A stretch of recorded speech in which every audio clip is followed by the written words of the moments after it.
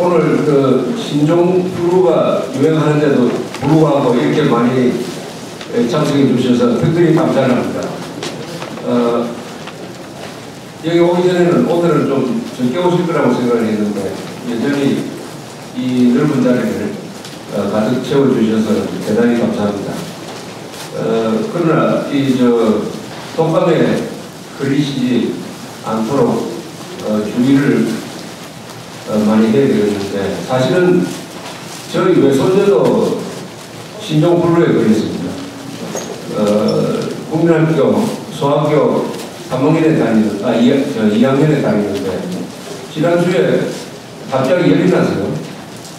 그런데 해열제를 먹였더니 하루 만에 거의 정상으로 돌아왔습니다. 그 다음날 병원에 갔더니 혈액 검사를 하고 그 다음날 양성이라는 통보를 받아가지고 학교에 안 나가고 또 그 학교는 휴교가 됐습니다. 많이 걸려가지고. 그런데 나왔기 때문에 양성 통보 받고도 집안에서 열심히 공부를 하고 있습니다. 이번 그 신종플루를 보니까 이 전염은 굉장히 빨리 돼요. 특히 학교에서 이렇게 학생들이 붙어서 생활을 하면은 특히 빨리 전염된다고 합니다. 그 대신에 일반 독감보다도 유행했던 독감보다도 그 강도가 조금 약하다고 해요. 보통 독감은 한 일주일이 시한쯤 되고 일주일 지나면 제대로 낫는 경우가 거의 대부분인데 이번 독감은 보니까 한 2, 3일 걸려서 증상이 완화되는 경우가 거의 대부분이라고 그럽니다. 그래서 사망률도 보면은 독감에 걸려서 사망하는 율보다 이번 신종플루에 걸려서 사망하는 율이 10분의 1 정도 된다고 해요. 그래서 신종플루라고 이름을 이렇게 지어놓으니까 무슨 독감도 아니고 새로운 병이 생겼다고 이렇게 잘못 생각하게 된 것 같습니다. 그래서 이 명칭을 처음부터 정확하게 짓지 않으면은 아주 이상한 현상을 만들어내는 경우가 많습니다.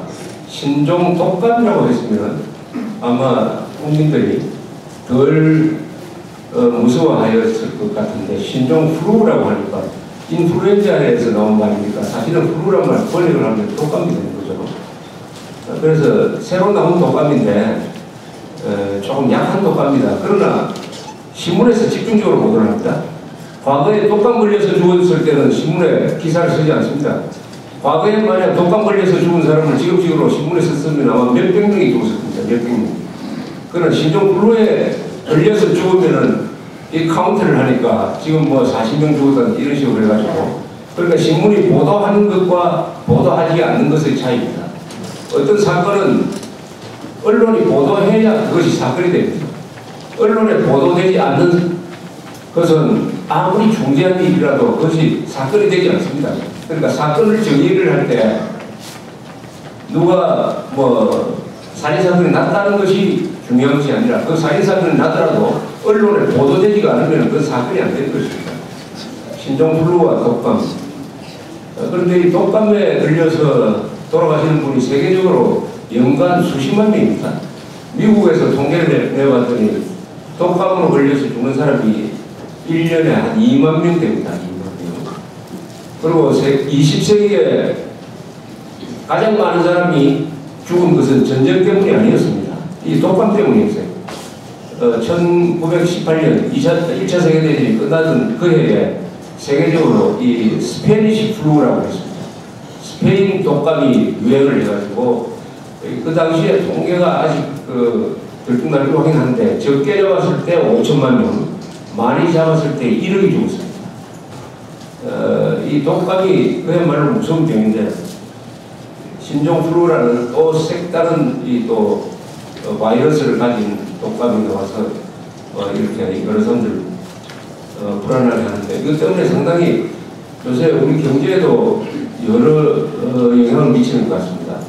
이 감염차 우리 여행을 제가 많이 해보니까 도로에 자동차 대수가 굉장히 줄었어요. 그리고 관광객의 상당한 가격이 있고 해서 이동을 적게 하는 것 같습니다. 사람들이 모이는 장소에 또 안 나가려고 하니까 이 경제라는 것은 이동을 적게 하기 시작을 하면은 경제가 이렇게 전체적으로 쭉 내려앉죠. 그래서 그러나 그중에서도 이렇게 많이 참석해 주셔서 다 여러분들은 건강하시다는 마음과 정신이 다 건강하시다는 증거가 아니냐 이렇게 생각합니다. 지난 한 달 동안에도 여러 가지 일들이 많이 있었습니다.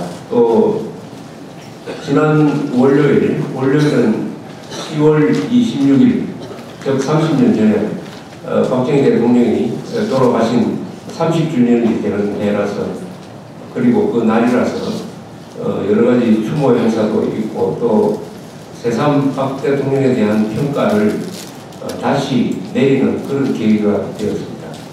30년이 지나니까 이제는 객관적으로 박정희 시대를 보게 되어 있었습니다. 저는 10월 26일 30년 전에 10월 26일 어디에 있었느냐 하면은 그때 제가 경찰서 출입 기자를 하고 있었습니다. 부산에서 부산진 경찰서 출입 기자를 하고 있었는데 이 동네 쪽에서 무슨 사건이 하나 났어요. 살인사건이 나서 그 기자들이 거기 몰려가가지고 파출소에서 취재를 하다가 새벽 되니까 경찰에 비상이 걸리고 해서 박 대통령이 유고다.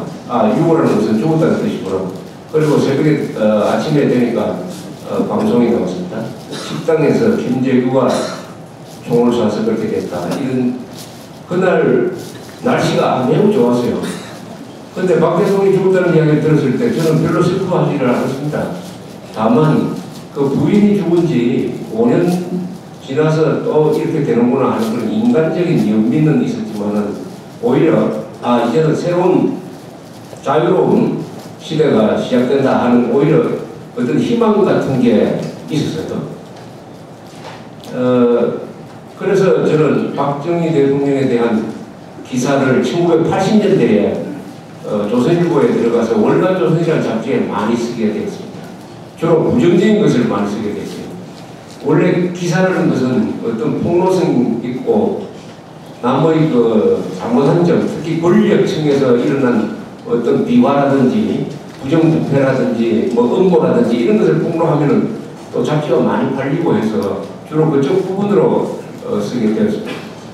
그러다가 제가 1984년 봄인데 우리 아이들을 데리고 국립현충원, 지금은 국립현충원이라는 이름을 가지고 있지만 그전에 국립묘지, 서울 동작구에 있는 한강이 내려다 보이는 국립묘지에 놀러 갔습니다. 박 대통령 묘소에 한번 가보자 해서 갔어요. 그때 제 생각으로는 박정희 대통령 묘소는 매우 쓸쓸할 것이다 라고 생각을 했는데 가보니까 많은 참배객들이 와 있었어요. 주로 농촌 지역에서 얼굴이 아주 새까맣게 탄 분들이 거기 와 있었습니다. 제가 그 얼굴을 보니까 그분들 표정이 그렇게 좋았습니다. 이 사람 때문에 여기 묻혀있는 이분 때문에 우리가 먹고 사는 문제를 해결했다 하는 그 감사의 마음, 또 그때는 다 자발적으로 온 분들이니까 그 집단적인 얼굴, 그것을 보고 내가 다루는 이 박정희라는 사람과 이 서민들, 국민들의 마음속에 있는 박정희라는 사람은 좀 다르구나. 제가 다루는 박정희는 아주 그 권력자고 비정한 사람이고 독재자고 이런 박정희인데 여기 서민들의 마음속에 있는 박정희라는 사람은 굉장히 고마운 사람, 아버지 같은 사람, 이런 사람이구나 하는 것을 느꼈어요. 그러다가 아무리 이 박정희 대통령을 비판하고 해도 이 사람이 작아지지 않는다는 느낌을 받았습니다. 아무리 비판해도 이 사람은 작아지지 않고 오히려 더 커질 사람이다. 시간이 갈수록 더 커진다.